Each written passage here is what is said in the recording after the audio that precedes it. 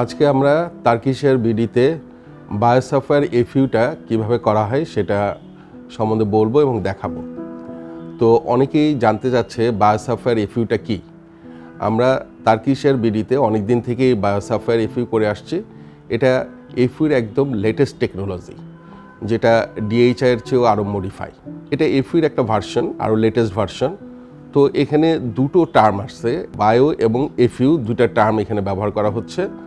বায়োটা হচ্ছিল যে আমরা এখানে পেশেন্টের পিছনে যে ফলিকলগুলো, এই ফলিকলগুলো আমরা এখান থেকে উঠাই নিয়ে যে আমরা পিআরপি বা গ্রোথ ফ্যাক্টরের মধ্যে রাখবো এবং এটা আমরা একটা ফ্রিজের মধ্যে রেখে দিব 4 ডিগ্রি সেন্টিগ্রেড টেম্পারেচার রেখে দেওয়ার পর তারপর আমরা কি করব, এখানে আমরা ডোনার সাইড থেকে ফলিকলগুলো নিয়ে আমরা যখন পিআরপিতে রাখতেছি, এটাই হলো বায়ো।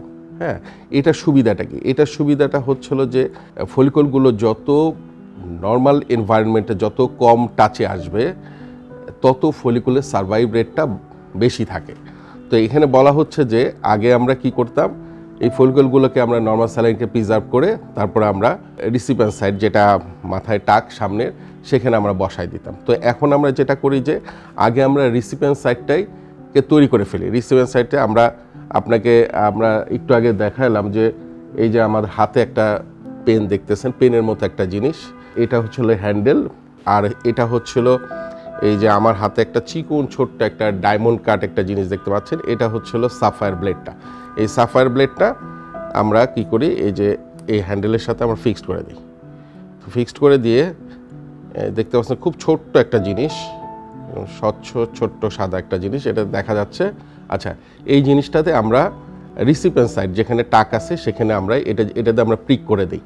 এইটাতে প্রিক করা, এটাতে একটা সুবিধা হচ্ছিল যে এটা টিপটা ভি শেপের থাকে এবং একটু এক সাইডে উঁচু থাকে। এটা সুবিধা হলো যে আমরা যে ফলিকলগুলো বসাচ্ছি সেটা প্রপার একটা লেন্থ এবং ডিরেকশনটা পারফেক্ট হয় এবং ফলিকলগুলো ইনজুরি হয় না।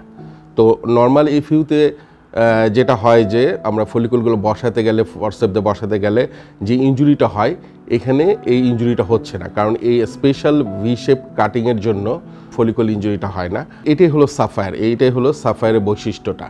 তো আচ্ছা, আর হচ্ছিল ওই যে বায়োটা যেটা বললাম, আমরা যেটা গ্রোথ ফ্যাক্টরের মধ্যে ফলিকলগুলো রাখি এবং আমরা করি কি সঙ্গে সঙ্গে এখান থেকে নিয়ে আমরা গ্রোথ ফ্যাক্টরে ফলিকলগুলো রেখে আবার সঙ্গে সঙ্গে আমরা রিসিপিয়েন্ট সাইডটা আগে যেহেতু আমরা তৈরি করে ফেলছি, সেখানে আমরা ফলিকলগুলো বসাই দেব।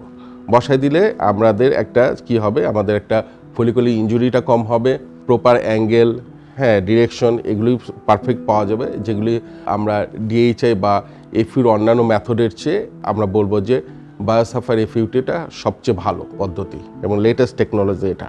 আরেকটা সুবিধা হলো যে এটা আমরা যে রেজাল্টটা আসে, আমাদের যে বলা হয় যে ভিজিবল রেজাল্টটা 6 মাস পর, তো দেখা যায় যে 6 মাস পর আসে যে আমাদের যে শেডিং ফেজটা হয়, 1 মাস পর যে চুলটা পড়ে যায়, যে শেডিং ফেজ 3 মাস থাকে এবং বলা হয় যে বায়োসাফায়ারতে এই শেডিং পিরিয়ডটা কমে আসে। এখানে যেখানে 3 মাস, এখানে হয়তো 1.5 থেকে 2 মাস হতে পারে।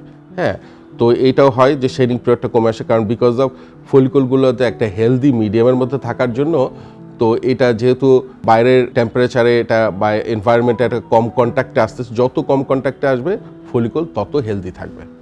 Thank you.